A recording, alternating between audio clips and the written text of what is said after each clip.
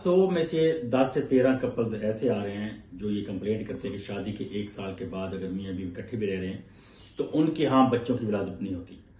अगर ऐसे किसी मेल पार्टनर को हम सीमन एनालिसिस टेस्ट के लिए भेज जाते हैं तो जब ये रिपोर्ट हम देखते हैं तो उस रिपोर्ट में स्पर्म काउंट बिल्कुल जीरो होता है, यानी स्पर्म लैक ऑफ स्पर्म होते हैं।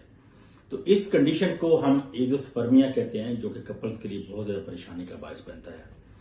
तो मोस्टली पेशेंट्स हमसे ये सवाल करते हैं कि क्या डॉक्टर साहब, क्या ऐसे बच्चे जो फैमिली मेंबर्स हैं या क्या कंसीव कर सकते हैं, उनके यहाँ बच्चे की औलाद पैदा हो सकती है। एजोस्पर्मिया क्या है, इसकी क्या टाइप्स हैं, आज हम उस पर बात करेंगे।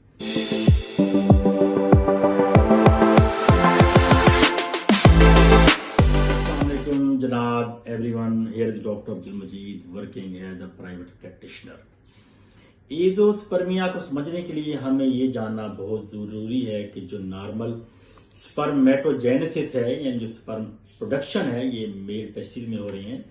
और मेल टेस्टिस की ये फंक्शन देखें, ये स्पर्म भी पैदा कर रहे हैं, उसके साथ साथ ये टेस्टोस्टेरोन भी पैदा कर रहे हैं।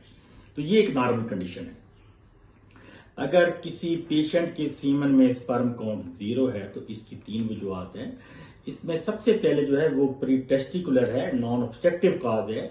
ये बेसिकली ये वो हार्मोन है जो पिट्यूटरी ग्लैंड या हाइपोथैलेमस से प्रॉपर अंदाज में पैदा नहीं हो रहे या इनसफिशिएंट क्वांटिटी में पैदा हो रहे हैं।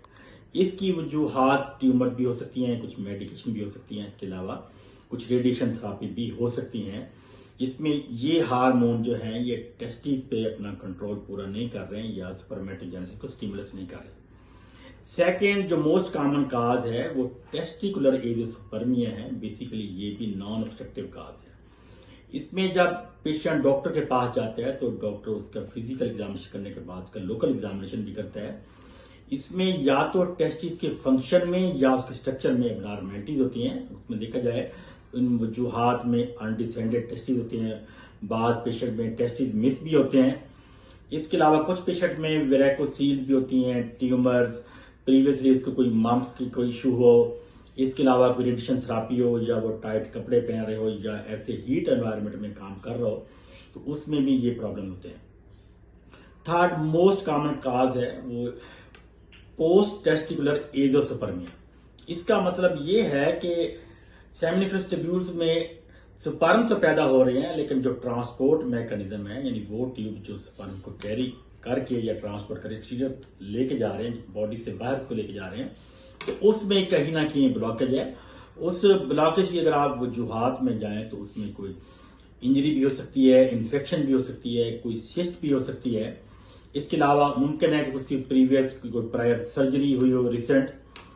तो जब आप डॉक्टर के पास जाते हैं तो डॉक्टर आपकी फैमिली हिस्ट्री भी लेता है, आपकी फर्टिलिटी हिस्ट्री भी लेता है। इसके अलावा आपसे ये भी सवाल करता है कि आप कोई रेडिएशन, कोई मेडिकेशन तो नहीं ले रहे, कोई आपको रिसेंट कोई फीवर तो नहीं हुआ या कोई प्रीवियसली आपकी कोई सर्जरी तो नहीं हुई।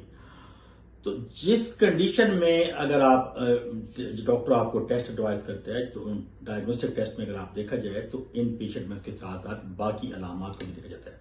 तो जो बाकी अलामात हैं उसमें इरेक्टाइल डिस्फंक्शन भी हो सकता है, लो सेक्स ड्राइव भी हो सकता है, और कुछ पेशेंट में जो मेल सेक्स करेक्टर्स हैं, यानी उनके चेहरे और छाती पे जो बालों की ग्रोथ है, ये भी कम हो सकता है। तो ये मेल सेक्स करेक्टर में भी प्रॉब्लम्स आ सकता है।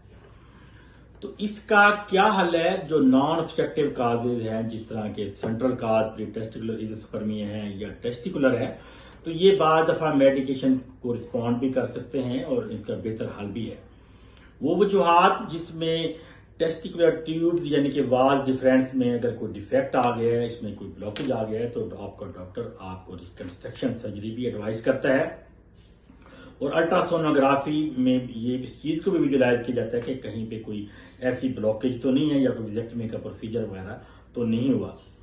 इसमें पेशेंट्स की काउंसलिंग भी की जाती है और काउंसलिंग के साथ साथ ऐसी असिस्टेड टेक्निक्स मौजूद हैं जिसमें IVF, इंट्रासाइटोप्लाज्मिक स्पर्म इंजेक्शन और बाद दफा टेस्टिकुलर बायोप्सी या फाइन नीडल से स्पर्म को रिट्राइव किया जाता है और इनको स्टोरेज करने के बाद जो पेशेंट की फीमेल पार्टनर है उसमें ओवोजेनेसिस या एग प्रोडक्शन का प्रोटोकॉल भी अडॉप्ट किया जाता है।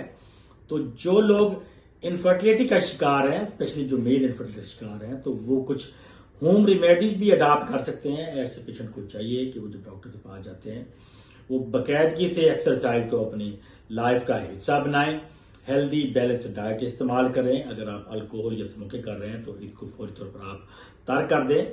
योगा भी हेल्पफुल है, कुछ न्यूट्रिशन सप्लीमेंट में हैं जिसमें जिंक है, जिनसिंग है, एल-कार्निटीन है, ब्लैक सीड्स हैं, Q10 है और बाकी एंजाइम भी इसमें हेल्प कर सकते हैं। तो आपका डॉक्टर आपकी काउंसलिंग के बाद आपको बायोलॉजिकल पेरेंटेज के लिए कि आपको मोटिवेट करता है, तो इसमें हम टेस्टिकुलर बियाप्सी या स्पर्म रिट्राइवल से ऐसे पेशेंट्स की हम बच्चों की विलादत में हेल्प कर सकते हैं, जिसके लिए फर्टिलिटी क्लिनिक और यूरोलॉजिस्ट आपकी मदद के लिए मौजूद हैं। अपना ख्याल रखिए।